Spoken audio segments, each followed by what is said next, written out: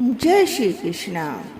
इस बार सावन के दूसरे सोमवार के दिन यानी 21 जुलाई 2025 को एक अद्भुत और अत्यंत शुभ संयोग बन रहा है। इस दिन कामिका एकादशी का व्रत भी है।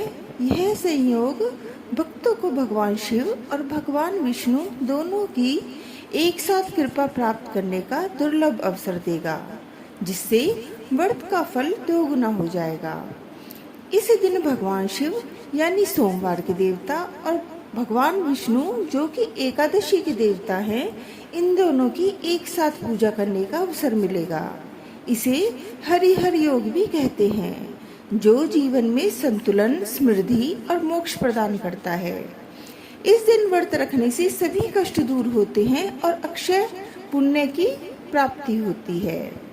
इस तरह से करें व्रत उपवास। इस विशेष दिन पर आप एकादशी और सोमवार दोनों के नियमों का पालन करते हुए व्रत करें। स्नान और संकल्प। सुबह जल्दी उठकर स्नान करें और स्वच्छ कपड़े पहनें। अपने पूजा स्थल को साफ करें। हाथ में जल लेकर भगवान विष्णु और भगवान शिव का ध्यान करते हुए व्रत का संकल्प लें। कहें कि आप निर्विघ्न रूप से इस व्रत को पूर्ण करेंगे।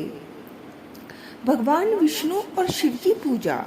भगवान विष्णु की पूजा कैसे करें? भगवान विष्णु की प्रतिमा या चित्र स्थापित करें। उन्हें पीला चंदन, पीले फूल, तुलसी दल, फल और पंचामृत यानी दूध, दही, घी, शहद, शक्कर का मिश्रण अर्पित करें। ओम नमो भगवते वासुदेवाय मंत्र का जाप करें। विष्णु सहस्त्र नाम का पाठ करना भी शुभ रहेगा। भगवान शिव की पूजा के लिए शिवलिंग पर जल, दूध, बेलपत्र, धतूरा, भांग, शमीपत्र, चंदन और सफेद फूल चढ़ाएं। ओम नमः शिवाय मंत्र का निरंतर जाप करते रहें।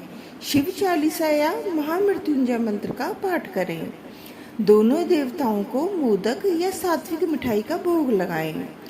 धूप दीप जलाकर दोनों देवताओं की आरती करें। शाम को प्रदोष काल में एक बार फिर भगवान विष्णु और शिव की पूजा करें। व्रत के दौरान खान पान। आप अपनी क्षमता अनुसार निर्जला यानी बिना पानी के अथवा फलाहारी व्रत रख सकते हैं। फलाहार में फल, दूध, दही, छाछ, जूस और व्रत में खाई जाने वाली चीजें जैसे साबूदाना, कुट्टू का आटा, सिंघाड़े का आटा, आलू, शकरकंद, पनीर, मखाने आदि का सेवन कर सकते हैं। नमक केवल सेंधा नमक का प्रयोग करें। सामान्य नमक वर्जित है। व्रत के दौरान खान पान में वर्जित चीजें चावल, अनाज, दालें, प्याज, लहसुन, मांस, अंडे और किसी भी प्रकार का तामसिक भोजन बिल्कुल ना खाएं। एकादशी व्रत का पारण द्वादशी तिथि को किया जाता है। पारण के लिए सबसे पहले ब्राह्मणों और जरूरतमंदों को भोजन तथा दान दक्षिणा देना अत्यंत शुभ माना जाता है, अतः वह दें। फिर स्वयं सात्विक भोजन ग्रहण करें।